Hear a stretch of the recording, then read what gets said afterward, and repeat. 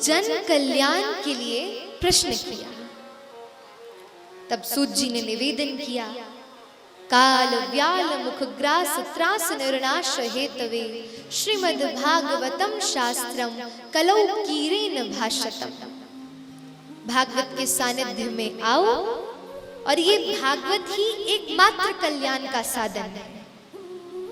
प्रश्न हुआ, सर्वप्रथम किसने ये भागवत किससे कही?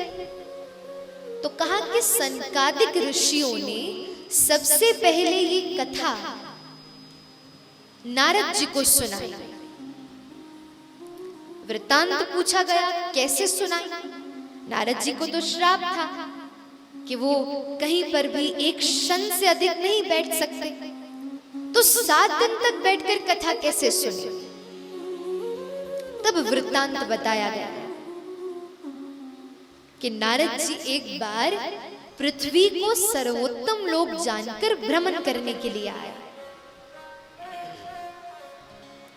अहम तुम पृथ्वी यातो ज्ञात्वा सर्वोत्तमामिति पुष्करम च प्रयागम च काशीम गोदावरीम तथा हरिक्षेत्रे कुरुक्षेत्रे श्रीरंगम सेतु बंदनम एवमादिषु तीर्थेषु ब्रह्ममान इतस्ततः। हरिक्षेत्र गए, कुरुक्षेत्र गए, स्थान स्थान पे गए, लेकिन नारद जी को संतोष नहीं मिला। कैसा लोगों का व्यवहार है? सत्यम नास्ति तपः शौचम दया दानम न विद्यते। बस उदर भरीनो जीवा वरा का कूट भाषण। सत्य नहीं बोलते। जेब में नोट पड़ा है जिस पे लिखा है सत्य में विजयते, लेकिन कभी सत्य नहीं बोले। तपः नास्ति, एक पल के लिए भी यदि असुविधा हो ना भजन करने में, भक्ति करने में, तो हम सह नहीं पाते।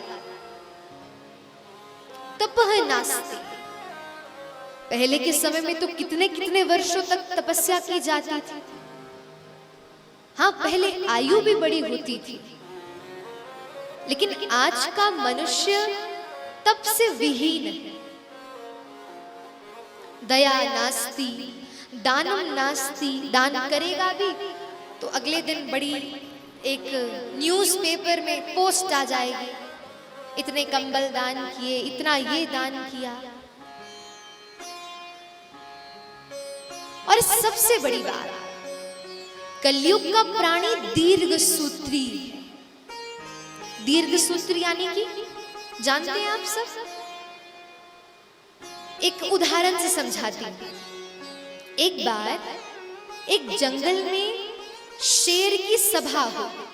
शेर राजा, आगे सब जीव आए, हिरन आया, घोड़ा आया, हाथी आया, गधा आया, सब आए। तो सभा में शेर ने एक चुटकुला सुनाया। सब तो बढ़िया ठहाका लगा लगा कर हंसे उस चुटकुले को सुनकर। अब धीरे धीरे समय बीता, सभा समाप्त हो गई। उसी से 2 दिन बाद शेर उसी मार्ग से गुजर रहा था। वहां गधा खड़ा था।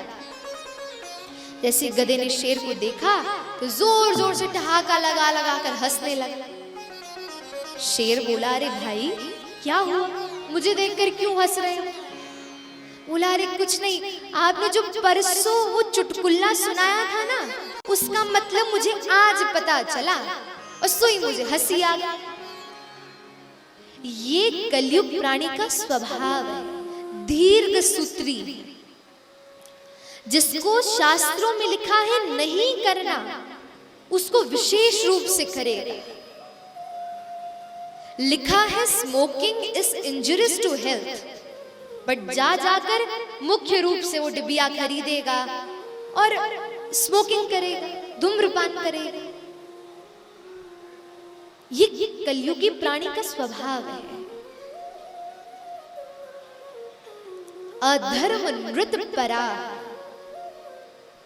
प्राय व्यक्ति कट्टरपन तो बहुत दिखाएंगे, शास्त्रों के प्रति बहुत सुदृढ़ हैं हम, अपने ठाकुर जी के प्रति बहुत सुदृढ़ है, पर ज्ञान नहीं होगा।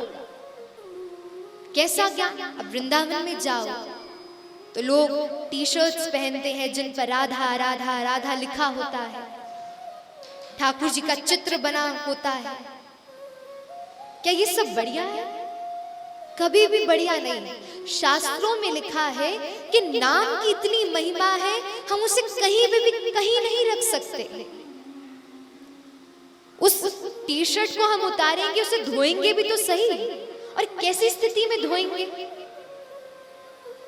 क्या ये हम अपने ठाकुर जी का सम्मान कर रहे हैं? कहने के लिए धर्म का हम प्रचार करेंगे, खूब प्रसार करेंगे धर्म को, लेकिन बड़े बड़े पोस्टर्स पर, बड़े बड़े पैम्फलेट्स में हम ठाकुर जी के चित्र बना देंगे, और बाद में देखा जाए तो वो पैम्फलेट्स नाली में पड़े हैं, किसी समुद्र के किनारे पे पड़े हैं। ये हम लोगों का ज्ञान है, और यदि सुनकर भी हम नहीं हटे तो बहुत पाप लगता है। राधा बाबा गीता वाटिका में पूर्विक संत हुए श्री राधा बाबा। एक बार एक व्यक्ति उनकी उस आश्रम में बैठकर राधा रेत में लिख रहा था। अब लोग रमन रेती जाते हैं तो खूब श्री कृष्ण, खूब राधा लिखते हैं, अक्सर लिखते हैं। राधा बाबा जैसे आए, देखा उस व्यक्ति को ये क्रिया करते हुए, उससे कुछ नहीं कहा, उसका हाथ पीछे किया और एक एक कण जिसमें राधा लिखा था उसको सजोत कर अपने झोले में डालकर उसे तुलसी जी में पधरा कर आया। आकर उस व्यक्ति को डांटा, अरे तू नहीं जानता ये राधा नाम का क्या महत्व है? अरे इसमें ब्रह्मांड समाया है, इसमें पूरा विश्व विद्यमान है, इसमें कृष्ण विद्यमान है, और तुमने तो ऐसे ही राधा लिख दिया। इस पर यदि किसी का चरण पड़ जाता तो उसका जीवन भर का भजन समाप्त हो जाता।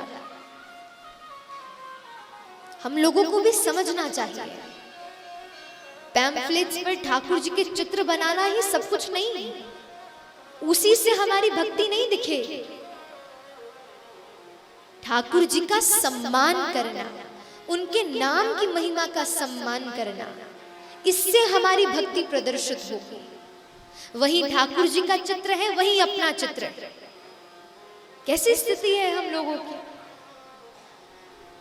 ये कलयुगी प्राणियों का स्वभाव है।